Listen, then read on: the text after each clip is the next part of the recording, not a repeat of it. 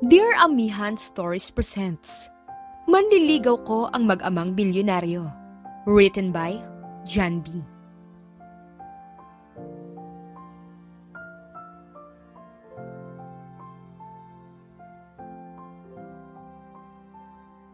Doc April, nasa labas na manliligaw mo. Masayang tukso ni Nurse Abby kay April pagdating nito sa nurse station kung nasaan siya. Napangiti naman siya habang tinatapos pirmahan ang hawak niyang chart. Okay na to, Nurse Hazel. Baling niya sa isa pang nurse at saka iniabot ang chart dito. Hindi mo ba siya pupuntahan? Tanong ulit ni Nurse Abby, kaya tumingin na siya rito. Hindi na. Ayaw niyang inabangan ko siya. Mas gusto niya raw na siya mismo ang pupunta sa akin. Ang sweet talaga ng manliligaw mo, Doc April. Bakit kasi hindi mo pa sagutin? Tukso pa nito. Hay nako, Nurse Abby, puro ka talaga biro. Babalik na ako sa office ko para ipaghanda ng mainit na tsokolate ang bisita ko. Tumawag ka na lang kapag kailangan niyo ako. Dagdag niya. Yes po, Doc. Sagot nito. Isang cardiologist sa isang pribadong hospital si April. Nasa mid-30s na siya at mag-isa siyang nakatira sa sariling kondo. Magmula pa noong nasa kolehiyo siya.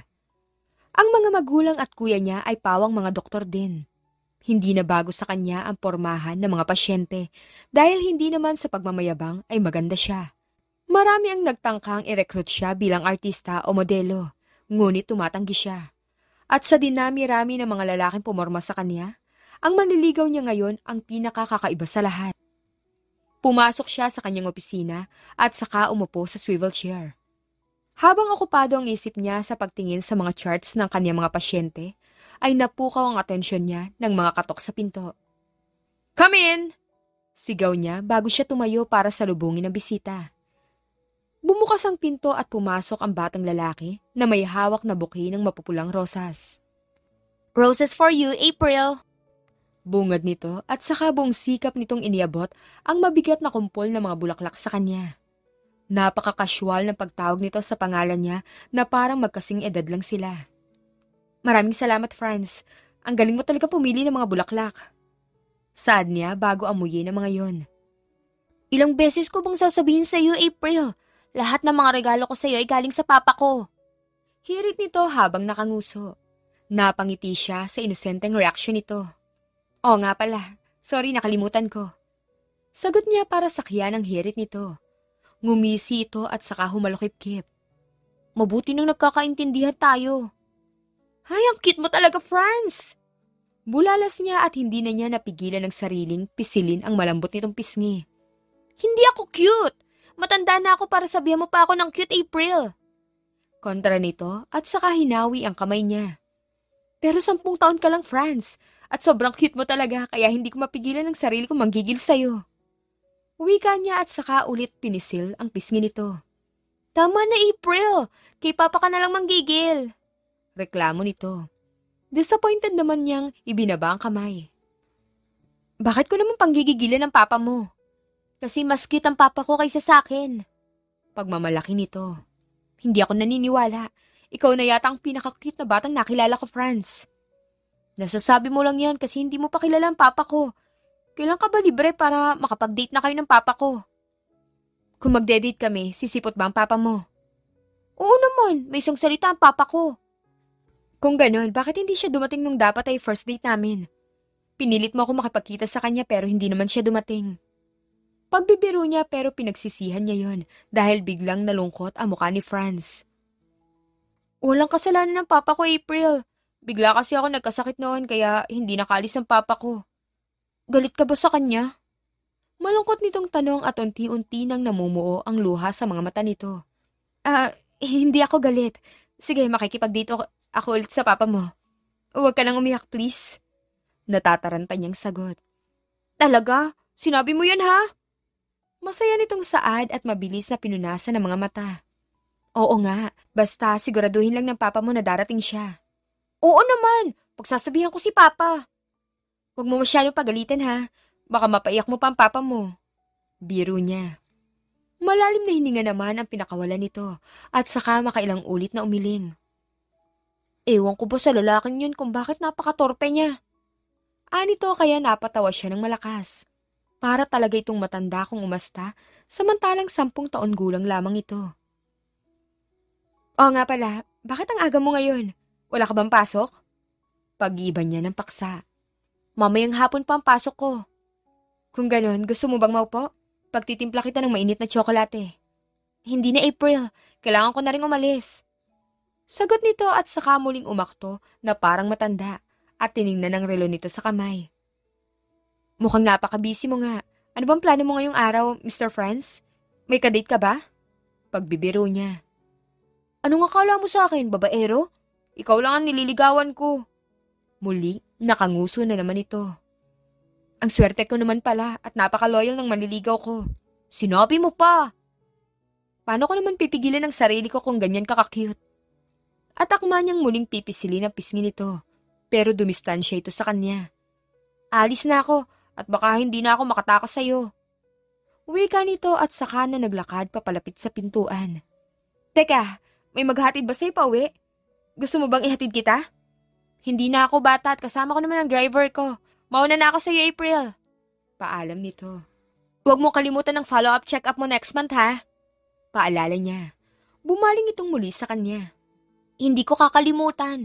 Huwag mo rin kalimutang magpaganda sa araw na yon para sa papa ko, April. Sagot nito at saka natuluyang lumabas ng kwarto. Napangiti na lang si April at saka muling naupo sa kanyang swivel chair at itinuloy ang mga gawain niya para sa araw na yon. Lumipas ang 1 buwan at dumating na ang araw ng pagbalik sa hospital ng batang manliligaw niya para sa follow-up check-up nito. Ang totoo, ito lang ang nanliligaw sa kanya para sa ama nito. Hindi naman niya yon siniseryoso. Iniisip na lang niyang nangungulila si Francine na. Habang hinihintay niya ang pagdating nito, ay pumasok sa isip niya ang paalala nito na magayos. Dahil doon, kinuha niya ang maliit na salamin na nasa drawer at ang makeup kit niya. Inuna niyang guhitan ang manipis niyang kilay at pagkatapos ay sinubukan niyang itago ang eyebags niya gamit ang concealer. Matapos yun ay saka niya pinintahan ang mga pisngi at labi gamit ang isang lip tint. Inilugay niya ang buhok na lampas balikat ang haba. Nang mapansin niya sa salamin na maputla ang kulay sa labi niya, akma niyang papahiran yun ulit ng lipstick pero napatigil siya nang may maisip. Anong ginagawa mo, April? Bakit ka nagpapaganda dahil lang sa sinabi ni Franz? Ano naman kung kasama niya ang papa niya?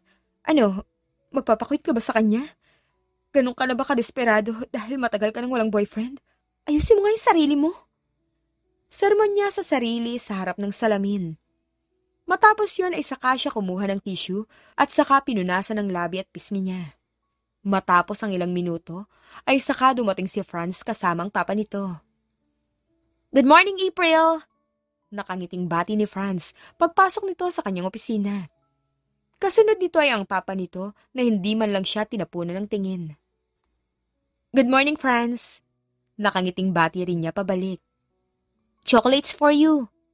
Wika nito at saka iniabot ang isang paper bag. Thank you, Franz. Napakagalante mo talaga. Siyempre naman dahil manliligaw mo ako. Pero alam mo naman kung kanino galing ang mga yan, di ba? Tanong nito at saka siya nagnakaw ng tingin sa papa nito. Pero hindi pa rin ito nakatingin sa kanya. Oo naman. Tipid niyang wika kahit hindi siya naniniwala sa sinabi ng bata. Have a seat. Alok niya sa bata at saka ito naupo sa isa sa mga upuan na nasa harap ng mesa niya. Umupo rin ang papa nito sa tabi ng anak. Nang may patong niya sa mesa ang paper bag na galing kay Franz, ay umupo siya sa upuan na nasa tapat ng mag-ama. Pagkatapos ay inumpisahan na niyang i-examine ang kalagayan ng puso ng bata gamit ang kanyang stethoscope. Inhale, utos niya sa bata. Exhale. Pagpapatuloy niya at saka nagbuga ng malalim na hininga ang bata. Good job, Franz. Matapos nun ay nagtungo na siya sa kanyang swivel chair. Umupo siya roon at pagkatapos ay inabot ang telepono na nasa gilid at saka nagdial ng numero. Nurse Abby, come to my office. Ihatid mo sa x-ray room si Franz. Aniya sa kausap sa kabilang linya. Matapos nun ay saka siya humarap sa papa ni Franz para kausapin ito. I'll let him take his x-ray first, Mr. Romero, and then may mga ibang test na rin akong ipapakuha pagkatapos. I understand. Sagot nito sa mahinang boses, at sa wakas ay tumingin na rin ito sa kanya. Bumukas ang pinto pagkatapos ng ilang katok. Pumasok si Nurse Abby. Dadalhin ko na po sa x-ray room si Franz, Doc April. Wika ng nurse. Yes, please. Tumayo ng bata at sumama sa nurse. Pero bago ito lumabas, ay may sinabi muna ito sa papa nito. Pa, yung tinuro ko sa'yo, huwag mong kalimutan ha. Wika nito at saka na ito nagpatuloy sa paglakad, palabas. Samantalang napayuko naman ang papa nito. Matapos silang maiwang dalawa sa kwarto, ay saka sila napaligiran ng katahimikan. Para hindi mailang, ay binuksan ni April ang kanyang computer at saka hinanap ang chart ni Franz. Pinilit niyang hindi magnakaw ng tingin sa lalaki pero nabigo siya. Napansin niya ang bata nitong itsura kaya hindi niya lubos maisip na may 10 taong gulang na itong anak. Bagay naman dito ang suot nitong polo shirt na kulay puti na tinernohan ng maong na pants at formal na sapatos. Halata ring mayaman ito sa suot nitong mamahaling relo. Naalala niyang bilyonaryo nga pala ito dahil ito ang may-ari ng isang malaking production house na nagpo-produce ng mga pelikula sa loob at labas ng bansa. Biglang tumikhim ang lalaki kaya muling nabaling ang atensyon niya sa harap ng kanyang computer. Matapos nun ay saka na siya nagtuon ng atensyon sa chart ng bata. Let me be honest with you, Mr. Romero. Basag niya sa katahimikan. I think the results are still the same. You mean, kailangan pa rin niya ng heart transplant? I'm afraid so. Sobrang hina na ng puso niya. Kaya nagkukulang ng supply ng dugo sa katawan niya. At wala pa rin kayo mahanap na donor? Tanong nito. Umiling siya. But on the other hand, napansin ko ang pagbuti ng kalusugan niya.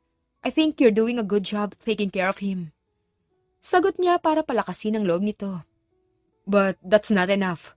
Kahit anong pag-iingat ko sa kanya in the end, kailangan pa rin niya ng bagong puso para humaba ang buhay niya. Malungkot nitong sagot. But I know you're doing your best. As his father, Mr. Romero. You don't know that. Sinasabi mo bang sinungaling ang anak mo? What? Lagi niyang pinagyayabang sa akin na palagi masarap ang pagkain niyo dahil magaling ka raw magluto. Sinabi rin niya sa akin na kahit busy ka sa trabaho mo, palagi ka pa rin umuwi na maaga para lang magkasabay kayo sa hapunan. Wika niya. Yumuko ito habang namumula ang muka. Bakit naman sinabi niya pa ang mga yun sa'yo? Nahihiya nitong tanong. Dahil proud siya sa'yo. At proud siya na ikaw ang papa niya. Seryoso niyang sabi. Napatingin sa kanyang lalaki pero hindi pa rin ito makayang makipagtitigan sa kanya. Sa huli ay umukod na naman ito. Mabait lang na bata si Franz, kaya niya nasabi ang mga yun. Well, agree naman ako mabait na bata siya. Pero may isang problema lang ako sa kanya. Ha? Did he do something? Gulat nitong tanong at saka napatingin sa kanya. Maliit lang na bagay. Pinipilit niya akong ligawan para raw sa papa niya. Ang sabi pa niya may gusto ko raw sa akin pero hindi mo maamin. Lalong namula ang mukha ng lalaki at saka muling yumuko. Sinabi niya yon? Natataranta nitong tanong. Yes, but I think nasa ganung edad lang siguro siya na iniisip niyang tama akong ano man pumapasok sa isip niya. So, sa tingin mo, nasa isip niya lang yon? Kung hindi, ang ibig sabihin ba nun, gusto mo nga ako, Mr. Romero? Hindi ito makatingin sa kanya ng diretsyo at nanahimik lang. Ang totoo niya ay, naputo lang sasabihin nito nang pumasok sa Nurse Abby at Franz sa loob ng opisina niya. Pa, natanong mo na ba si April kung kailan kayo pwedeng mag-date? Tanong nito nang maupo sa tabi ng ama. Franz, hinaan mo lang ang boses mo. Nasa ospital tayo. Mahinang saway nito sa anak. Sorry po, pero ang sabi mo sa akin kahapon, yayayain mo makipag-date si April. Huwag mo sabihing umandar na naman ang katorpehan mo pa. Wika nito at tila ba pinagsasabihan nito ang kanyang papa na parang kapatid lang. Napakamot naman sa ulo ang papa nito at tila hindi alam ang gagawin. Bakit ba napakadaldal mong bata ka? Reklamo nito. Ano pa? Kailangan bang ako na naman ang magyayaya sa kanya? Francis J. Romero. Matigas na tawag nito sa buong pangalan ng anak. Fine, titigil na ako. Pagsuko ng bata at saka napayuko. And don't call her April. She's your doctor. Pero maniligaw niya ako. Giit ng bata. Napailing na lang ang papa nito at bumaling sa kanya. I'm sorry about that. Please, Doc, continue your explanations. Pag-iba nito ng usapan. Yes. Nurse Abby, do you have the results of his x-ray? Tanong niya sa nurse na nakatayo sa likod ng magama. Yes po, Doc. Minadali ko nga lang po. Sabi ko po, request niyo. Sagot nito at saka iniabot ang isang envelope sa kanya. Okay, let's see. Umpisa niya bago ipinaliwanag ang resulta ng x-ray sa magama. Nag-perform din sila ng ECG ng araw na yon at iba pang lab test. Nagpaalam din agad ang magama para umuwi matapos ang pag-uusap nila. Nang makalabas na mga ito ay saka umupo si Nurse Abby sa harapan ni April. Kailangan pa rin bang maoperahan si Franz, Doc? Bulong nito. Oo, at mas mainam kung makahanap agad tayo ng donor niya. Nakakalungkot naman at ang bata pa niya pero mayaman ang pamilya niya. Sigurado ako makakahanap din agad ng donor. Oo nga, pero nakakaawa rin ang papa niya. Kahit pa gaanong karami ang pera nila, hindi pa rin garantiya na makakahanap agad sila ng heart donor. Isa pa, hindi ko ma-imagine ang pin sa magulang nang may malalang sakit ang anak. Malungkot niyang sabi. Opo, Doc. Parang doble rin ang sakit na nararamdaman ng papa niya. Lalo na dahil namatay rin ang asawa niya dahil sa sakit sa puso. I know. Pero aminin mo, Doc April, ang gwapo talaga ni Mr. Romero, di ba? Ay nako, Nurse Abby. Ang bilis mo namang ibahin ang usapan. Pero totoo naman po, Doc. Kung ganun ang itsura ng maliligaw ko, unang araw niya pa lang akong ligawan, sasagutin ko na siya agad-agad. Puro ka talaga biro. Natatawa niyang sabi. Seryoso po ako, Doc. Kung wala nga lang gusto yun sa'yo, sigurado magpapapansin ako sa kanya. Sino naman may sabi may gusto sa akin ng taong yun? Pero yun ang sinasabi ni Franz sa lahat, na nanliligaw siya sa'yo para sa papa niya. Hindi pa ba siya umamin sa'yo kanina, Doc? Walang ganang nangyari, Nurse Abby. Pagtanggi niya. Pero bakit yun ang sinasabi ni Franz at palagi pa siyang may dalang regalo para sa'yo sa tuwing pupunta siya rito? Siguro, malaki lang ang pasasalamat niya kasi tinutulungan ko siya nun. Biglang naalala ni April ang unang pagkikita nilang tatlo. 2 taon na ang nakalilipas. Day off niya noon at lumabas siya ng bahay para maglibang. Habang nasa mall siya ay napukaw ng atensyon niya ang kumpol ng mga tao. Nang puntahan niya yon, ay sa kanya nakita ang nakahigang bata na walang malay at katabi naman nito ang lalaking isinisigaw ang pangalan ng bata. Agad siyang umaksyon at tinulungan nito. Nang maramdaman niyang walang pulsong bata, ay sa kanya ito inumpisang i-CPR.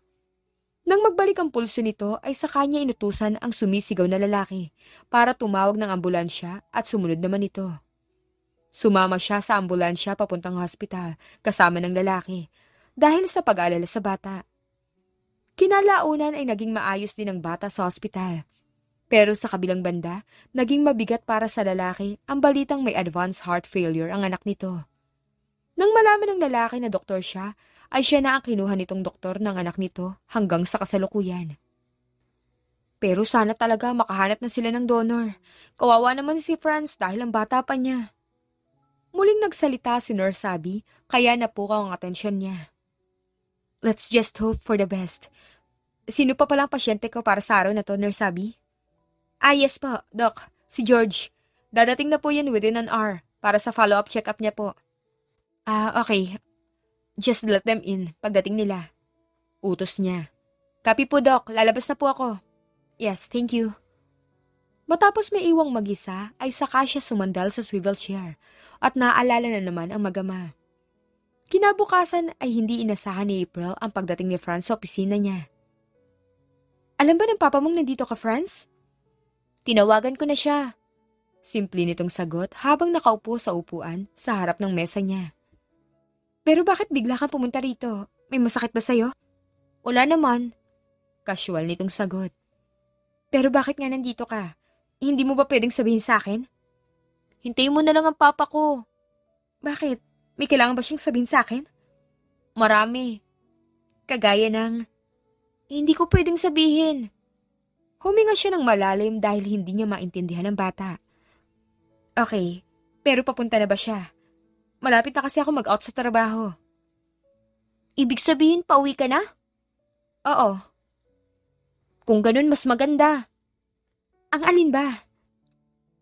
Ibig kasing sabihin, naputo lang sasabihin niya nang biglang pumasok si Mr. Romero. Naghahabol pa ito ng hininga habang papalapit sa anak at saka naupo sa harap nito. Are you okay, Franz? Masakit ba ang dibdib mo? Bakit hindi mo agad ako tinawagan nang may masama ka naramdaman? Galit pero nag-aalala nitong tanong sa anak. Chill ka lang pa, okay lang ako. Pero bakit ka tumawag sa akin at sinabi na sa ospital ka? Paano ka nakarating dito? Nagpahatid ako kay Manong John. Pero bakit nga? Okay ka lang ba talaga? Papa, okay nga lang ako. Pinapunta kita rito para mayaya mo ulit si Doc. What? Bulalas nito at saka napatayo. Nandito na ang papa ko. May sasabihin daw siya sa'yo, Doc. Baling ni Franz sa kanya bago ito tumayo. What's this? Baka pwede niyo ipaliwanag sa akin kung ano nangyayari. Nalilitong tanong niya at saka tiningnan ng mag-ama. Tanungin mo na lang po ang papa ko, Doc. Sagot ng bata bago naglakad papunta sa pintuan at lagpasan ng ama. Francis J. Romero! Tawag ni Mr. Romero sa anak. Lumingon ang bata nang wala man lang takot sa mga mata nito. Yes pa, alam ko. Mamaya mo na lang ako pagalitan. Magpapatid na ako sa bahay kay Manong John. Pero siguraduhin mong magde-date kayong dalawa ni Doc April. Kung hindi kita kakausapin. Talagang sumusobra ka na, Franz. Alam mo bang iniwanan ko ang trabaho ko dahil nag-alala ko sa'yo? Nag-aalala rin ako sa'yo pa, kaya ako ginagawa to. Alis na ako at bahala na kayo sa buhay niyo. Kaya niyo na yan at matanda na kayo pareho. Wika nito at saka tuluyang lumabas. Nabalot ng katahimikan ang opisina ni April. Pareho silang nakatayo at alanganin na nakikiramdam sa isa't isa. Bigla siyang natawa kaya napatingin sa kanyang lalaki. Sorry, hindi lang ako makapaniwala sa mga nangyari. Paliwanag niya habang pinipigilan ng tawa. Bumuntong hininga naman si Mr. Romero. Pasensya ka na, Doc. Kung minsan, hindi ko na rin alam kung anong iniisip ng anak ko. Okay lang po yun, Mr. Romero. Nakakalibang nga siya eh. Naku, kung alam mo lang kung gaano katigas ang ulo ng batang yun. Kontra nito pagkatapos ay natahimik sila. So, anong balak mo ngayon? Pwede nating sabihin sa kanya na nag-date tayo, kahit hindi naman talaga, para pumanatag lang yung loob niya. Tumingin ito ng diretso sa kanya bago sumagot. I'm not going to lie to my son. What do you mean? I'm not going to tell him something na hindi naman nangyari. So, anong balak mo? Gusto ko mag-date tayo. What? Pero ayoko rin na gawin mo ang isang bagay kung napipilitan ka lang. Hindi ako ganong klaseng tao, Mr. Romero. Hindi ako napipilitan. I want to date you. Nahihiya nitong sabi sa bayo ko sa ulo. Are you sure? Yes. Lalo pang namula mukha nito. Sinabihan siya ni Mr. Romero na maghihintay ito sa kanya sa labas ng hospital. Bago naman umalis ng opisina, ay bahagya siyang nagayos ng sarili, kahit pa hindi niya alam kung anong dapat isipin sa mga nangyari. Napagpasyahan na lang niyang sumabay sa Agos at ngayon ay palabas na siya ng hospital. Tahimik na naghihintay si Mr. Romero sa labas ng kotse nito at nang makitang papalapit na siya, ay binuksan nito ang pinto ng sasakyan para makasakay siya. Thank you, aniya. Mabilis namang pumunta sa driver's seat ang lalaki at nang maisuot na nila ang kanilang mga seatbelts, ay saka na nito pinaandar ang sasakyan. Saan tayo pupunta, Mr. Romero? Nahihiya niyang tanong. Bago ko sabihin, baka pwedeng tawagin mo na lang akong Franco. Sorry. Nasanay kasi ako dahil ikaw ang guardian ng pasyente ko. Saan tayo pupunta, Franco? Muling tanong niya. Tumikim ito bago sumagot. Sa restaurant na malapit sa company. Paborito yung puntahan ni Franz. At sana magustuhan mo rin doon, Doc April. Ang unfair naman, reklamo niya. Ha?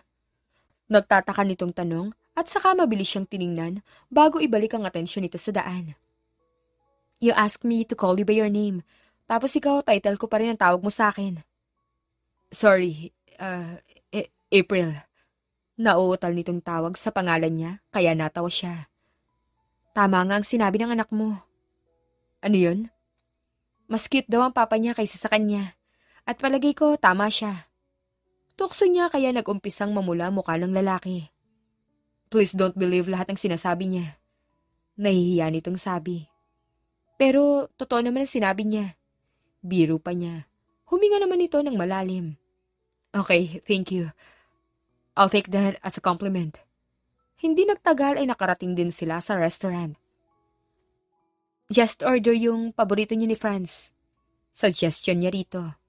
Okay then, we'll take our usual order. Baling nito sa waiter. Okay sir, we'll prepare your meal then. Please excuse me. Wika ng waiter at agad ding umalis. Madalas ba kayo rito? Oo, malapit kasi sa company. Kaya kapag wala akong oras magluto sa bahay, dito na kami kumakain ng hapunan. So, mahilig ka talaga magluto? Hindi naman masyado, but it's much better na ako naghahanda ng pagkain niya. Para sure akong healthy ang kinakain niya. Napaka-maalaga mo talaga sa anak mo, no?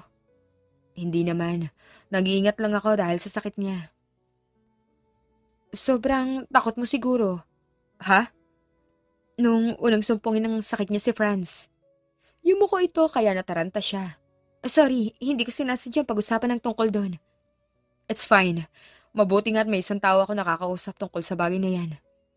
But he's a strong kid. Medyo may pagkapilyo nga lang. Biro niya. Kung alam mo lang. Pag-ayon naman ito kaya siya napangiti. Pagkatapos nilang kumain ay nagayang maglakad sa malapit na park si April para matunawan siya dahil naparami ang nakain niya. Habang naglalakad ay tahimik lang sila. Si Franco ang unang bumasag ng katahimikan sa pagitan nila. Again, pasensya ka na sa kakulitan ng anak ko. Wala yun. Pero pwede ba ako magtanong? Ano yun? Kung 10 years old na si Franz, ilang taon ka na? I'm on my early 30s. So, ibig sabihin, teenager ka pa lang nang magpakasal ka? Gulat niyang tanong. Nakakagulat ba? Konti. Ipinagkasundo kami ng asawa ko nung bata pa kami. At nang mag-18 na siya, saka kami nagpakasal. Ang bata niyo pa pala pareho. I know. Siguro nga sobra pa siyang bata para mag-asawa. Kaya hindi kinaya ng puso niya ng mga anak siya. Malungkot nitong kwento. Napilitan siyang ibahin ang usapan para malibang ito. Pero mabuti at pumayag siyang magpakasal kahit bata pa siya. Sa ganung edad, kadalasan ang dami pa nating gustong gawin sa buhay, di ba? Natahimik ito at hindi makasagot, kaya hindi na lang niya ito pinilit pa. Pero nagulat siya nang bigla itong magsalita. Pinakasalan niya raw ako kasi gwapo ako. Nahihiya nitong sabi. Napatigil siya sa paglalakad at pagkatapos ay tumingin kay Franco at saka tumawa ng malakas.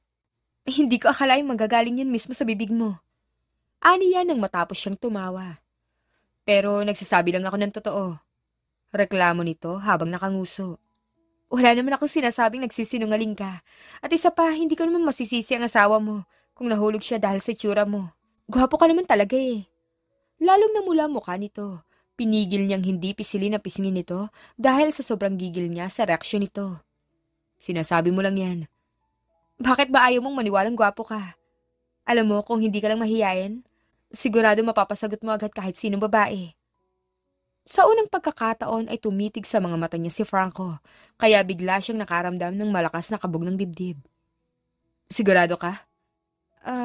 Oo naman. Nauutal niyang sabi at saka siya tumingin sa ibang direksyon. Kahit ikaw? Tanong nito kaya muli siyang napatingin dito. Ha? Anong ibig mong sabihin? Kung liligawan kita, sasagutin mo ba ako? Hindi siya makasagot at nakatingin lang siya ng diretsyo sa mga mata nito. I think we need to go. Medyo maaga pa kasi ako bukas. Palusot niya at pagkatapos ay naglakad na siya pabalik sa kotse. Nang maramdaman niyang nag-init ang mga pisngi niya dahil sa sinabi nito. Tahimik silang dalawa sa biyahe. Hindi pa rin siya makapaniwala sa sinabi ng lalaki at naiinis din siya sa sarili dahil hindi niya ito sinagot sa tanong nito dahil sa pagkabigla niya. Nang makarating na sila sa harap ng condo niya, magsasalita sana siya pero naunahan siya ni Franco. Kalimutan mo na lang mga sinabi ko, April. Ayokong guluhin ang isip mo at alam ko marami ka pang ibang iniisip. Okay. Disappointed niyang sagot. Gusto sana niyang mas pag-usapan pa nila ang nangyari, pero kung wala lang yun para kay Franco, ay napili na lang niyang huwag na lang yun gawin pang big deal. Good night, April. Nginitian niya lang ito bago diretsyong pumasok sa kondo niya. Nang gabing yun, hindi rin nakatulog ng maaga si April dahil hindi niya maiwasang isipin ang mga nangyari. Maaga siyang pumasok sa trabaho kinabukasan. Pinilit na lang niyang maging okupado ang isip niya sa trabaho. Katatapos niya lang sa pag-rounds at pabalik na sa opisina nang sumabay sa paglalakad niya si Nurse Abby. Doc April, nasa labas ang maliligaw mo at mas lalo pang gumwapo. Excited na sabi nito. Napatigil siya sa paglakad. Gusto niyang salubungin si Franz ngayon para isumbong ang papa nito. Balak niyang isumbong dito ang ginawa ng lalaki na matapos siyang pakiligin ay saka nito sinabing kalimutan na lang ang nangyari. Nakasimangot siya habang palabas ang hospital. Nang makita niyang lumingon ang lalaking may dala ng buki ng mga pulang rosas, ay napatigil siya at nanlaki ang mga mata sa gulat. Anong ginagawa mo rito? Tanong niya. Mabagal na naglakad si Franco at pagkatapos ay nahihiyang iniabot ang mga bulaklak sa kanya. Anong ibig sabihin nito? Muling tanong niya nang tanggapin ang mga bulaklak. Hindi pa rin ito nagsalita kaya naman unti-unti na siyang naubusan ng pasensya. Wala ka bang sasabihin? Napakamot ito sa ulo at saka huminga ng malalim. Sorry, bigyan mo lang ako ng ilang minuto. Matagal na kasi noong huling beses ako manligaw. Nahihiya nitong sabi habang nakayuko. Teka lang, nanliligaw ka sa akin? Iniangat nito ang ulo saka tumitig sa kanya. Hindi ba halata? Pero bakit ang sabi mo? Kalimutan ko na lang ang mga nangyari kahapon. Because I want to start all over again. Kalimutan mo na ang mga nangyari noon, kasama ng paliligaw ng anak ko sa'yo. From now on, gusto kong ako na maligaw sa'yo. Natahimik siya at hindi niya alam ang sasabihin sa lalaki. Nalilito siya pero sa kabilang banda ay masaya ang puso niya. Sigurado ka bang gusto mo kong ligawan? Yes, I'm sure. Pero bakit? I can tell you everything right now. Pwede bang sabihin ko na lang sa'yo sa date natin mamaya kung papayag ka? Sige. Then, susunduin na lang kita mamaya. I need to go now, April. I'll see you later. Nakangiti nitong sabi bago umalis. Napatulala siya ng mga ilang minuto bago natauhan at muling pumasok sa loob ng hospital. Hindi niya inaasahan na may mga nurse pala na nakakita sa kanila ni Franco, kaya mabilis siyang naglakad papasok habang hindi pinapansin ang mga tanong ng mga ito at ang malakas nitong mga tilian. Pagka-out niya sa trabaho ay nakaabang na ang sasakyan ni Franco sa kanya. Lumabas ito mula sa sasakyan nang malapit na siya roon at saka siya pinagbuksan ng pinto. Nung nasa biyahe na sila ay saka na siya nagsalita. Kamusta si Franz? Ayos lang. Nasa bahay siya at busy sa paglalaro sa mga video games niya. Mabuti naman, bigla ko tuloy siyang na-miss. Mas gusto mo ba siyang kasama kaysa sa akin? Tanong nito at halata ang pagtatampo sa boses. Tumawa siya ng mahina kaya bahagyang napatingin ito sa kanya. Pinagseselosan mo ba ang anak mo? Masisisi mo ba ako? Mas nakasama kanya ng mas matagal kung ikukumpara sa akin. Siyempre, mas malakas kasi ang loob ng anak kaysa sa papa niya. Bakit ba kasi napakatorpe mo, Mr. Romero? Wag mo na nga akong biruin. Kung ang asawa ko nga, ilang beses ko lang niligawan at pagkatapos, ikinasal na kami. At nang mawala siya, hindi na ako nakipagrelasyon pa sa iba. Ganun pala, kaya pala napakamahiyain mo sa mga babae. Kaya wag mo na akong biruin. Pagmamaktol nito. Pero ang cute kasi ng reaksyon mo kapag binibiro kita, kaya hindi ko mapigilan. Nagpakawala ito ng malalim na hininga bilang pagsuko. Bahala ka kung yan ang gusto mo. Masaya na ako kapag masaya ka. Lumapad ang ngiti niya at saka nagtanong. Pero saan ba tayo pupunta? Sa cinema. May private viewing ngayon ng bagong labas na pelikula. Okay lang ba ang plano ko sa'yo? Oo naman. Matagal na akong hindi nakakapanood ng pelikula dahil busy ako. Bigla tuloy ako na-excite. Nagagalak niyang sabi. Namangha siya sa setup ng cinema. Akala niya ay sa regular na sinihan lang sila magpupunta. Pero nakalimutan niyang mayaman ang manliligaw niya. Kaya nitong rentahan ang isang luxury cinema para sa kanilang dalawa. Dinala sila ng staff sa bandang itaas at masaya silang umupo sa kanya-kanyang upuan na mas magandang tawaging kama, lalo pa at binigyan sila ng kumot ng staff. Ang sosyal naman ang lugar na to. Bulong niya rito. Afford naman niya mga ganong luho. Pero sabi nga ng iba, kuripot siya. Para sa kanya, hindi naman kuripot ang tawag doon, kundi pagiging praktikal. Tumikim ito bago sumagot. Nagustuhan mo ba? Bulong nito pabalik. Oo naman. Mabuti kung ganon. May nakahandang pagkain at drinks dito. Gusto mo bang kumain? Yes, please. Sagot niya. Akala niya ay popcorn lang ang pagkain, pero parang galing pa sa mamahaling restaurant ang mga pagkain dinala sa kanila ng mga staff. May popcorn din ba? Medyo nahihiyang tanong niya. Of course. Natatawang sagot ni Franco, saka tumawag muli ng staff na mukhang nasa paligid lang dahil agad na dumarating kapag sumesenyas ang lalaki. Nang magumpisa ang pelikula ay itinuon nila ang atensyon nila ron. May isang pagkakataon na sabay silang dumukot sa popcorn at hindi sinasadyang dumampi ang kamay nila sa isa't isa. Mabilis na humingi ng pasensya si Franco at saka nahihiyang tumingin sa ibang direksyon. Hindi naman mapigilang matawa ni April. Nang matapos ang pelikula ay pumunta sila sa isang restaurant kahit pa busog pa naman sila sa mga nakain sa sinihan. Nagpasya silang mag-dessert at kape na lang. Nagkwentuhan sila habang nagkakape at tila ibang lalaki ang kasama niya dahil sa sobrang daldal nito habang kwento ng kwento tungkol sa pelikulang pinapanood nila. Doon niya napansin na mahilig pala talaga ito sa mga pelikula. Pero ano pa ba ang ipinagtataka niya? Producer ito ng mga pelikula. Natawa siya habang pinagmamasdan nito na nagsasalita, kaya napatingin to sa kanya. Sorry, hindi ko napansin na dada na pala ako ng dada. Don't be. Nag-enjoy nga ako marinig ang boses mo. Ano pa bang ibang hilig mo? Curious niyang tanong. Sumagot ito at saka sila nagkwentuhan tungkol sa maraming bagay. Nang ihatid siya nito sa kanyang kondo, ay muli silang nagkausap bago siya pumasok sa loob. Salamat sa araw na to, Franco. Nag-enjoy ako. Mabuti kung ganon. Pumasok ka na sa loob. Kumunot ang noo niya. Wala ka bang gagawin sa akin? Gaya ng... Nauutal nitong tanong. Bumuntong hininga siya. Wala naman. Sagot niya at saka tumalikod. Pumasok na sa loob. Humiga siya sa kanyang kama ng malungkot. Gusto niyang yakapin ng lalaki, pero ayaw niyang siya ang gumawa ng first move. Hindi siya sigurado kung bakit gusto niya itong yakapin. Naisip niyang gusto niya lang maramdaman na may pagtingin nga ang lalaki sa kanya. Makailang beses pang nag-date sina April at Franco. Unti-unti na silang naging malapit sa isa't isa at unti-unti na rin siyang nawawala ng pasensya dahil sa kakulangan ng relasyon nila ng physical contact. Alam niyang torpe ito, pero gusto niyang maramdaman ang pag-ibig nito sa pisikal na paraan. Sa ilang beses kasi nilang paglabas ay di man lang mahawakan ng lalaki ang kamay niya. Sa kasalukuyan ay papunta sila sa kondo ni Franco para maghapunan kasama ang anak nitong si Franz. Yun ang unang pagkakataon na pupunta siya roon. Kaya may magkahalong pananabik at kaba ang nararamdaman niya. Nang pumasok na sila sa loob, ay sinalubong sila ni Franz. Franz! Bulalas niya at halos patakbo siyang pumunta sa bata at saka ito mabilis na hinalikan sa pisngi. Bakit bigla mo na lang akong hinalikan? Gulat na tanong ng bata bago dumistan siya sa kanya. Bakit? Anong problema? Namiss lang naman kita. Inosente niyang sagot.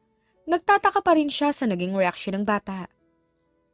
Kahit na namiss mo ako, hindi pwedeng basta-basta mo na lang akong hahalikan. Bakit naman? Hindi mo naman ako boyfriend. Ayos lang yun, ano ka ba?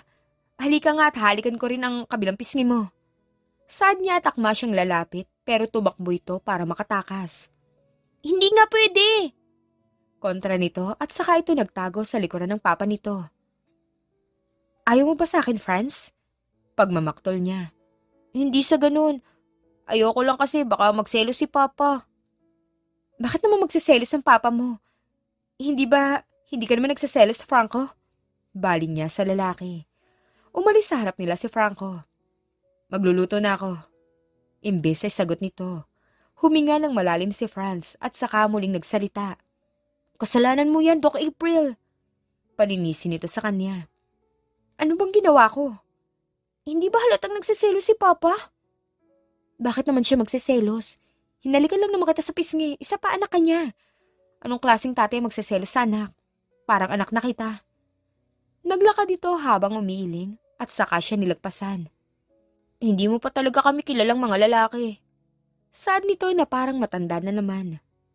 Habang kumakain sila ng hapunan ay tahimik pa rin si Franco at silang dalawa lang ni Franz na nag-uusap.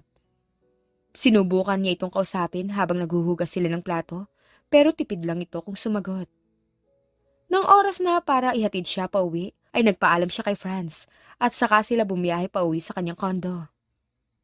Habang nasa biyahe ay tinanong niya ito dahil kanina pa ito tahimik. Galit ka ba sa akin? Hindi naman. Pero bakit parang galit ka? May nagawa ba ako? Wala. Tipid nitong sagot. Teka nga, huwag mo sabihing tama ang sinabi ni Franz na nagsiselos ka? Hindi ito sumagot. Bakit mo naman pagseselosan ng anak mo? Natatawa niyang tanong. Lalaki pa rin siya.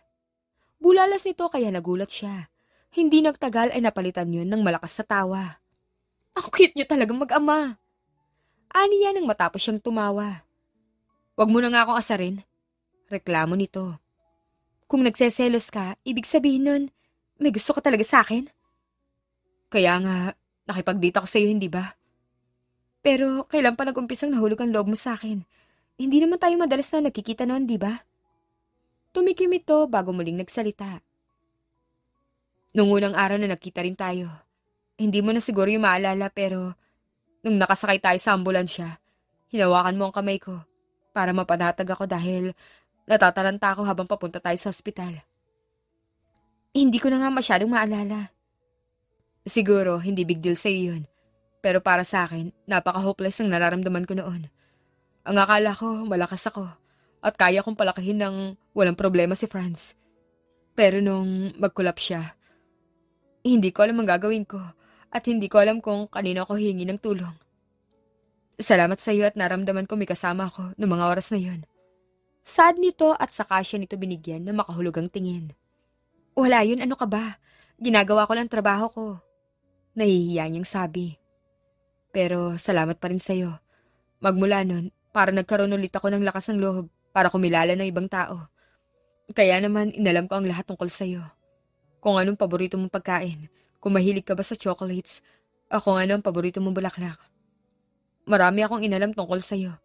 Pero dahil hindi naman ako umaksyon para ligawan ka, nainis ang anak ko sa akin, kaya siya nang nanligaw sa'yo para sa akin. Pagtatapat nito. Ang ibig mong sabihin, hindi nagsisinungaling si Franz nang sinabi niyang galing ang mga regalo sa'yo? Gulat niyang tanong. Hindi ko pinalaking sinungaling ang anak ko, April. Paano naman kasi ako maniniwala kung hindi mo man lang ako kinakausap? Kung hindi tungkol sa anak mo ang pag-uusapan natin. Pasensya ka na. Siguro naiinis ka na rin sa akin dahil sa katorpehan ko. Nahihiya nitong sabi. Hindi na, sanay na rin ako sa'yo. Ganun ba? Pero bakit ka nagseselos sa anak mo? Gusto mo rin bang halikan kita? Casual niyang tanong. Bakit mo naman tinatanong? Wala naman, curious lang ako kung attracted ka sa akin. Maganda ba ako sa paningin mo kaya gusto mong halikan kita? Oo naman.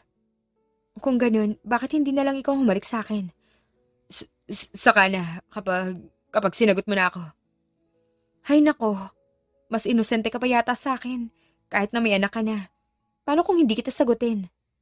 Tukso niya na nagpalungkot dito. Hindi mo ba ako gusto? Binibiro lang kita, kalimutan mo na nga lang ang sinabi ko. Aniya at saka na sila natahimik sa buong biyahe. Nang makarating na sila sa harap ng kondo niya, ay saka siya nito pinagbuksan ng pinto ng sasakyan. Salamat sa paghatid mo sa akin. Good night, Franco. Aniya at saka tumalikod dito. Hindi ito sumagot at nabigla na lang siya nang hawakan nito ang isa niyang kamay, kaya muli siyang bumaling dito. Sandali. Mahinang wika nito nang pigilan siya. Ano yun? Kinakabahan niyang tanong. Mas lalo pang lumapit ito at saka hinawakan ang isa pa niyang kamay.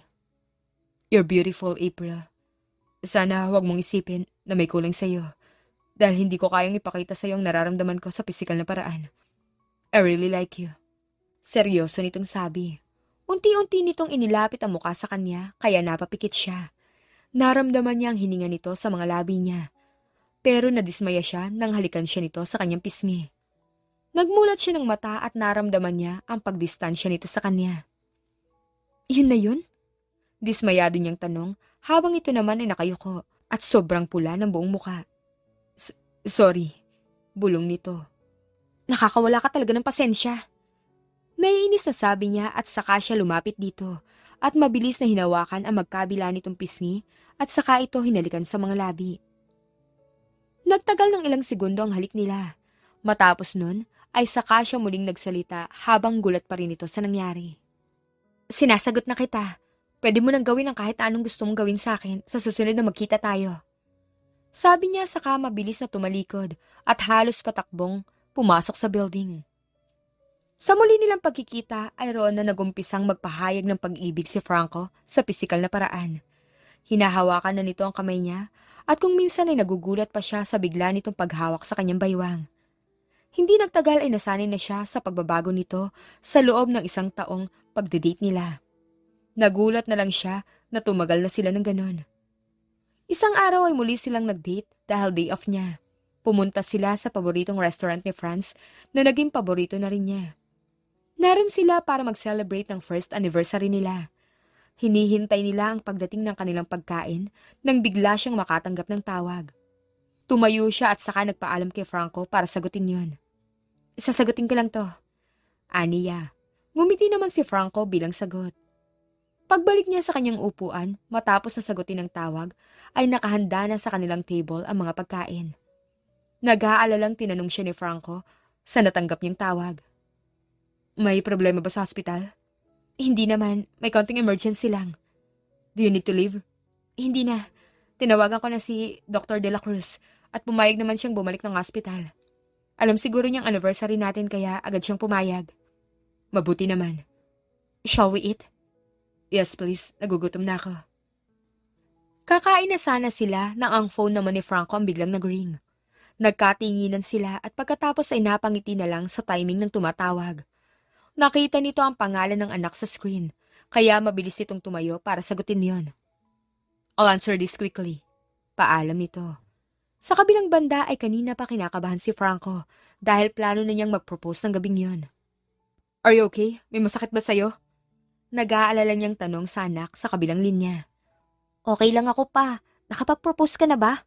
Tanong nito. Not yet. Kakain pa lang kami. But are you sure you're okay? Oo nga pa. Napatawag lang ako kasi kinakabahan ako. Baka kasi may nakalimutan ka sa mga plano mo. Handa na ba ang lahat sa proposal mo? Yung mga ilaw, tsaka yung singsing. Hindi mo naman siguro na iwala? Sunod-sunod nitong tanong na nagpatawa sa kanya. Everything's fine, Franz. Huwag ka na mag-alala. At na-double at triple check ko na ang buong plano ko. Bakit parang mas kinakabahan ka pa sa akin ngayon? Natatawa niyang sabi. Masisisi mo ba ako pa? Paano kung hindi pumahig si Doc April kapag may pumalpak sa plano mo? You're thinking too much, son. Are you sure you're okay? Okay nga lang ako. Kumakabog lang talaga ang dibdib ko kasi parang natatakot ako. Paano kung hindi mo siya mapapayag? Wala ka bang tiwala sa papa mo? Wala nga. Diretsyo nitong sagot. Ikaw talaga. I'll make sure papayag siya para hindi ka na mag-isip ng kung ano-ano. Okay na ba yun sa'yo? Fine. Do your best pa. Para hindi na ako kabahan. Alright, but are you sure na okay ka lang? Do you want me to take you to the hospital? Wag na pa, okay lang ako. Ibababa ko na to para makabalik ka na kay Doc. Okay, just call me kung lalong sumama ang pakiramdam mo, okay? Okay, good luck sa'yo pa. Thank you. Sagot niya bago tinapos ang tawag. Is he okay? Nag-aalalang tanong ni April pagbalik niya sa mesa. Yeah, he was just checking on something. Mabuti naman. Let's see. Samantala matapos nilang kumain, ay saka naman biglang namatay ang lahat ng mga ilaw sa bang restaurant at nabalot yun ng katahimikan. Mahina pang napasigaw si April dahil sa pagkagulat. What's happening? Bakit walang ilaw? Nag-aalala niyang tanong sa nobyo. Nang hindi niya marinig na sumagot si Franco, ay saka niya tinawag ang pangalan nito. Franco, are you there? Nang hindi pa rin ito sumagot, ay nag-umpisa na siyang mag-alala. Kukunin na sana niya ang kanyang phone sa bag, pero napatigil siya nang biglang may spotlight na tumama sa kanilang mesa. Napatakip siya sa bibig nang makita niyang nakaluhod si Franco sa harapan niya, at may hawak na maliit na box kung nasaan ang isang singsing. You made me believe in love once again, and I'm thankful for having you in my life. I know marami pa akong pagkukulang sa iyo, April, but I will do my best to be a better man for you. Please, give me a chance to make you happy. Will you marry me, April? Sincere na tanong nito nang may nangingilid na luha sa mga mata. Hindi siya makapaniwala dahil hindi niya inaasahang magpo-propose ito sa araw na yon. Ngunit hindi na siya nagdalawang isip pa dahil buong loob na rin siyang nahulog sa lalaki. Yes, I will marry you. Naiiyak na sagot niya. Marahan itong lumapit sa kanya para abutin ang kanyang kamay. Pagkatapos ay maingat itong isinuot sa palasinsingan niya ang singsing at saka hinalikan ang kamay niya. Tumayo ito at saka siya inalalayan na tumayo rin. Hinawakan nito ang isa niyang pisngi at pagkatapos ay matamis nitong hinalikan ang kanyang mga labi. Kasabay ng pagbukas ng mga ilaw sa restaurant ay ang hiyawan at palakpakan ng mga tao sa paligid. I love you. Mahinang wika nito nang maghiwalay ang mga labi nila. I love you too. Sagot niya at saka muling naglapat ang mga labi nila, kaya lalong lumakas ang hiyawan ng mga tao. Habang nasa biyahe pa uwi, ay malawak pa rin ang ngiti niya habang pinagmamasdan ang singsing na nasa daliri niya. It's so pretty. Nakangiting pahayag niya habang tinitingnan ang singsing. I'm glad you like it. Pero hindi ko inaasahan na magpapropose ka sa akin tonight. When did you prepare all this? Well, matagal na rin ang preparations ko. Pero lahat ng yun, idea ni Franz. Ang swerte mo talaga sa anak mo. Yes, at malapit mo na rin maging anak ang makulit na batang yun, kaya dapat maghanda ka na. Biro nito. I'm actually excited. Sagot naman niya. Malapit na silang makarating sa condo niya nang biglang mag-ring ang phone ni Franco. Si Manong Jan. Sinagot nito ang tawag sa phone na nakakonekta sa speaker ng kotse. Yes po, Manong Jan? Sir, bilisan niyo po pumunta sa hospital! Natatarantang sabi ni Manong Jan kaya biglang napapreno si Franco. Itinabi nito ang sasakyan sa gilid para maayos na makausap si Manong Jan. What happened to Franz? Kinakabahang tanong nito. Nagumpisa na rin kabahan si April habang nakatingin kay Franco. Nasa emergency room po siya ngayon, sir. Ayaw niya pong tawagan ko kayo nang papunta na po kami sa ospital pero hindi ko na po kasi alam ang gagawin ko. Kaya tinawagan ko na po kayo. You should have called me first. Pagtataas nito ng boses. Sorry po, sir. Sagot ng matanda. No, I'm sorry, Manong. I'm on my way now. Sagot nito at saka na pinutol ang tawag. Pagkatapos ay mabilis nitong inikot ang sasakyan para magtungo sa hospital. Mabilis silang nagtungo sa hospital. Pagdating nila ay agad na pumirma si Franco ng consent form para sa emergency operation kay Franz. Nakaupo sila sa labas ng operating room at hindi mapalagay. Nanginginig ang mga kamay ni Franco habang nakayuko sa sobrang pag-aalala nito sa anak. It's all my fault. Malungkot na pahayag nito. No, hindi yan totoo. Pagtatama niya sa sinabi nito. Dapat, agad ko na siyang pinuntahan kaninang tumawag siya sa akin. Pero naging napaka-selfish ko at inuna ko pa sarili ko. It's not your fault, Franco. Magiging okay din ang lahat. Humarap to sa kanya at parang sasabog ang puso niya sa sakit dahil sa sobrang nakakaawang ekspresyon ng mukha ng lalaki. Pero paano kung iwan ako ng anak ko? Puno ng pighati nitong tanong. Mabilis niya itong niyakap at saka hinimas ang likod. Don't say that. Walang masamang mangyayari kay Franz. It's going to be fine. Magaling na doktor si Dr. De La Cruz. Alam kong ililigtas niya si Franz. Sagot niya at lalong lumakas ang pagiyak nito. Ilang oras ang lumipas nang sa wakas ay lumabas din ang doktor mula sa operating room. Mabilis itong pinuntahan ni Franco para tanungin. How's my son, Doc? He's safe for now. We successfully operated the block artery sa puso niya. But we must still monitor him first to see what happens. But he'll be okay, tama po ba, Doc? Huminga ito ng malalim bago sumagot. I'll be honest with you. We really need to find a donor as soon as possible. I don't think his heart could still hold on for long. What? I'm sorry. Tanging nasabi ng doktor bago sila iniwan. Natulala si Franco at unti-unting tumulo ang mga luha nito. Mahigpit naman niya itong niyakap dahil hindi niya alam ang sasabihin. Paano niya ba ito ikokonsol? Sa tingin niya ay walang salitang makapagpapagaan sa loob nito ng mga sandaling yun. Nang mailipat na sa ICU si Franz ay agad nila itong binisita. Umupo si Franco sa tabi ng anak at saka maingat na hinawakan ang kamay ng huli. I'm sorry. It's all my fault. Dapat hindi ako malis sa tabi mo. I'm sorry, Franz. Wika nito at muli na namang tumulo ang mga luha nito. Malungkot na iniwan ni April ang mag-ama. Lumipas ang ilang araw ay wala pa ring mali si Franz. Magmula naman ng mga ospital ito ay hindi muna pumasok sa trabaho si Franco at hindi umalis sa tabi ng anak. Nag-umpisa namang mag-alala para sa lalaki si April dahil sa nakikita niyang pagpapabaya nito sa sarili. Nakita niya itong wala sa sariling naglalakad sa hallway ng hospital, kaya hinila niya ito sa kamay para dalhin sa kanyang opisina. Pagdating sa loob ay iniupo niya ito sa kanyang swivel chair at saka binigyan ng kutsara habang binubuksan naman niya ang mga box ng pagkain sa harap nito. Ayusin mo nga yung sarili mo, Franco. Paano mo alagaan ang anak mo kung pati ang sarili mo pababayaan mo? I'm not hungry. Mahina nitong sabi at saka binitiwan ng kutsara. I know. Pero kailangan mo pa rin kumain. Pilit niya. Wala akong gana. Pagtutol pa rin ito. Ang tigas naman ang ulo mo. Hiyaw niya rito, kaya napatingin to sa kanya. Para ka namang ewan eh. Gusto mo bang subuan pa kita? Naiinis niyang sabi. Hindi naman ako bata para subuan mo. Reklamo nito. Kung ganun, kumain ka na. Kailangan mo magpalakas para kapag nagising si Franz, makita niyang maayos ka. Pero paano kung hindi na siya magising? Malungkot nitong tanong. Bakit ba napakanega mo? Hindi mo ako naiintindihan. Alam mo bang magmula nang malaman ko may sakit siya sa puso, hindi na ako nakatulog na maayos? Lagi ko siyang binabantayan sa gabi. And I always check his heart kung tumitibok pa. Ilang taon ko na yung ginagawa pero hanggang ngayon, hindi pa rin ako nasasanay. Hindi mo alam kung gaano ako nagsisisi. Nawala ako sa tabi niya nung inatake siya. Ang sakit na hanggang sa huli, ako pa rin ang iniisip niya. Huwag mong sisihin ang sarili mo, Franco. Aniya sa kahinawakan ng dalawa nitong kamay. Ang lakas pa ng loob kong isiping magpakasal. Samantalang anumang oras, pwedeng bumigay ang puso ng anak ko. Ano bang iniisip ko? Sabi nito nang may mapait na ngiti sa labi.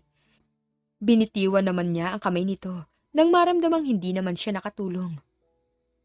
Nagsisisi ka na bang nag-propose ka sa akin? Malungkot niyang tanong. Hindi, April. Wala akong pinagsisisihan sa mga nangyari sa atin. Pero hindi maalis sa isip ko na ang naging kapalit ng pagiging masaya ko ay ang paglimot ko naman sa obligasyon ko sa anak ko. Then, what are you planning to do now? Pwede naman nating ituloy ang kasal kapag okay na si Franz. Hindi ito agad na sumagot sa kanya. Naramdaman niya ang pagpigil nito sa paghikbi. Do I even deserve to get married, April? What do you mean? Tanong niya. I'm really sorry, April. Wika nito sa basag na tinig bago yumuko. Sorry para San Franco. I can think about marriage right now. Wala sa sariling bulong nito. Masakit man sa loob niya ay tumango siya. I understand. Umalis na si Franco mula sa kanyang opisina. Naiintindihan niya naging pasya nito. Pero sa kabilang banda ay nasaktan pa rin siya sa kinahinatnan ng relasyon nila. Matapos niyang mahimasmasan ay saka siya umuwing mag-isa. Nag-aalala rin siya kay Franz at gusto niyang manatili sa tabi nito. Pero naisip niya na baka lalo pa lang siyang dumagdag sa iniisip ni Franco, kaya napili na lang niyang umuwi. Day off niya kinabukasan at nag-aayos siya para dumalaw sa mga magulang niya sa hospital, kung saan nagtatrabaho mga ito. Lalabas na sana siya ng kondo nang biglang mag-ring ang cellphone niya. Hello po, Doc April. Nababahalang sabi ni Nurse Abby sa kabilang linya. Yes, Nurse Abby. Ang aga mo naman tumawag. Pasensya na po, Doc. Alam ko rin pong ayun yung tinatawagan kapag day off niyo, pero may sasabihin po kasi ako. What is it? Doc, si Franz po, nag-flatline. Na-revive lang po ng mga doktor. Maingat nitong sabi. What? Kailan pa? Kaninang madaling araw po, Doc. Bakit hindi niyo agad ako tinawagan? Sermon niya rito. Sorry po, Doc. Tinanong ko po si Mr. Romero kung gusto niyang tawagan ko kayo, pero tumanggi po siya. Balita nito. Napaupo siya sa kama dahil sa panlalambot ng kanyang mga tuhod. Kumusta si Franco? Tanong niya. Hindi pa po siya kumakain magmula kagabi, Doc. Ayaw niya ring umalis sa labas ng ICU, kahit na sinabi ni Dr. De La Cruz na hindi muna siya pwedeng pumasok. Doc April, baka pwede mong puntahan si Mr. Romero. Nakakaawa kasi siya at ayaw niya ring umidlip o magpahinga man lang. Tuluyan ng tumulo ang mga luha ni April. Naiinis siya sa sarili kung bakit iniwanan niya si Franco sa mga oras na pinakakailangan siya nito. Muli siyang tumayo habang pinupunasan ang mga luha. I'll be there. Salamat sa tawag mo, Nurse Abby. No worries po, Doc. Mag-ingat po kayo. Nang makarating na siya sa hospital, ay mabilis siyang nagtungo sa ICU at dinatnan niyang nakaupo si Franco sa labas. Nakayuko ito at ang mga kamay nito ay nakakuyom. Dahan-dahan siyang naglakad papalapit dito at pagkatapos ay lumuhod sa harap nito. Hinawakan niya ang mga kamay nito kaya naman nabigla ito.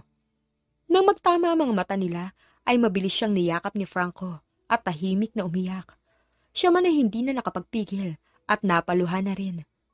Hinihimas niya ang likod nito at hinayaan niya itong yakapin siya ng mahigpit. Sorry, I'm late. Pangako hindi na ako aalis kapag pinagtabuyan mo pa ako. Hindi kita iiwan, Franco. Pahayag niya rito. Pareho silang naupo sa labas ng ICU nang mahimasmasan sila. Mahigpit ang hawak ni Franco sa kamay niya na tila takot ito at baka umalis siya sa tabi nito.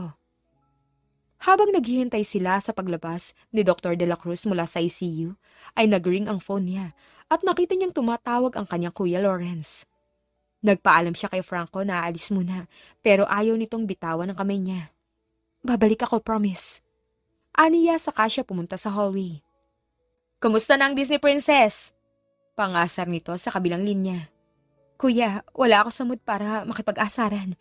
Nag-aalala na ba si Mama kaya kanya pinatawag sa akin? Pakisabi na lang na hindi ako makakapunta dyan ngayon. Paliwanag niya. Sabi mo but I didn't call kasi may nag-aalala sa'yo.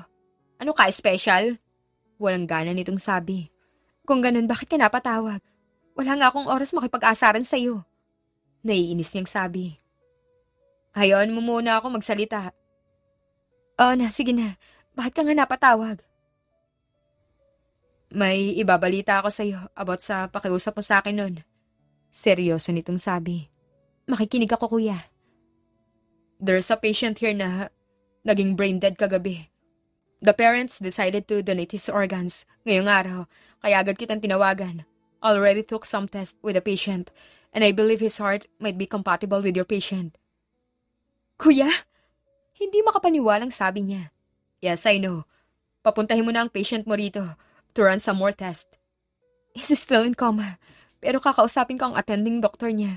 Ngayon din, para mailipat siya dyan sa ospital niyo. Thank you. I'll treat you next time. Nagagalak na sabi niya. Wag na, mas marami akong pera sa'yo. Pangasar na naman ito. Oh, na, sige na. Sabi ko nga ibababa ko na to. Salamat ulit sa tulong, kuya. Wika niya bago tapusin ang tawag at pagkatapos ay mabilis siyang nagtungo kay Franco. Tinulungan niyang tumayo ang nanlalambot na si Franco nang makabalik siya sa tabi nito. Maingat niya itong dinala sa gilid para ibalita rito ang sinabi sa kanya ng kanyang kapatid. My brother just called me. We found a donor, Franco. Naluluhang pahayag niya rito. Hindi ito nakasagot at makailang beses lang nakumurap ang mga mata nito. Ang ibig mong sabihin, magiging ligtas ang anak ko. We'll run some tests first, pero malaki ang chance na compatible ang puso ng donor at ni Franz. Nakangiti niyang sagot. Mabilis siya nitong niyakap at naramdaman niya ang paghikbi nito sa kanyang balikat. Hinagod niya ang likod nito at hinayaan niyang ilabas nito ang nararamdaman. Thank you, April. Wiga nito at pareho na naman silang nagiyakan. Matapos nun ay mabilis nilang kinausap si Dr. De La Cruz tungkol sa magandang balitang natanggap nila.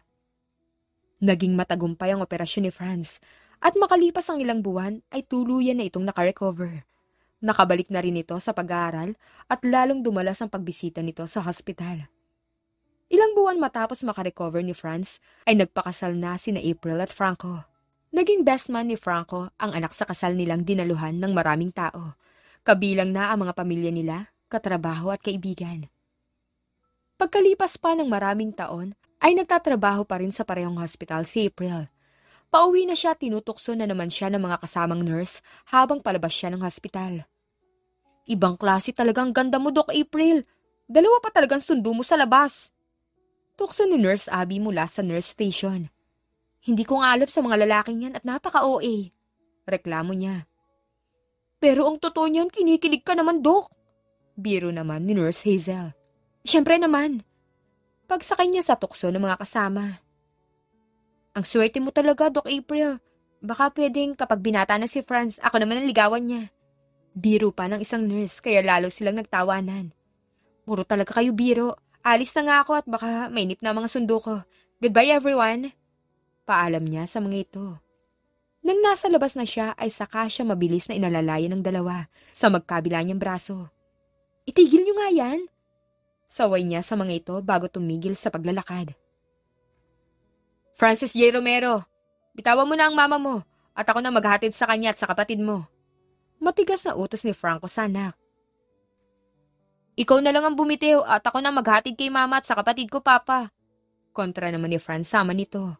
Napabuntong hininga na lang si April sa dalawa dahil sa inaasal ng mga ito. Sa huli, kinalas niya ang pareho niyang braso sa pagkakahawak ng mga ito. Tumigil na nga kayo. 3 buwan pa lang naman akong buntis. Wika niya bago muling mag-umpisang maglakad papunta sa sasakyan nila. Kahit na! Sabay na sigaw ng mga ito at saka pa rin siya pilit na inalalayan hanggang sa makapasok na siya sa loob ng kotse. Saan tayo kakain ngayon? Tanong niya nang nasa biyahe na sila. Saan pa ba? E di sa paborito nating restaurant. Sagot ni Franco at lahat sila ay napangiti. Naging masaya ang buhay nilang tatlo, magmula nang maging isa na silang pamilya. Nakabawi na rin ng lakas si Franz at nagagawa na rin ito ang mga bagay na hindi nito nagagawa nung may sakit pa. Ang mag-asawa naman ay lalong pinagbutihan ng mga trabaho nila. Lalo pang lumalim ang pagmamahalan nila at sa huli ay nagbunga rin yun. Naging kontento sila sa buhay. May mga pagsubok pa rin na dumarating sa kanila. Ngunit magkasama at buong loob nila yung hinaharap bilang pamilya. At ngayon na may paparating na silang bagong miyembro sa pamilya, ay mas lalo pang nadadagdagan ng saya nila. Kahit OA ang mag-ama sa pagprotekta sa kanya at sa baby sa sinapupunan niya. The end. Kung nagustuhan niyo ang aming istorya, ay huwag kalimutan na mag-like at subscribe. Mag-iingat po tayong lahat. Salamat!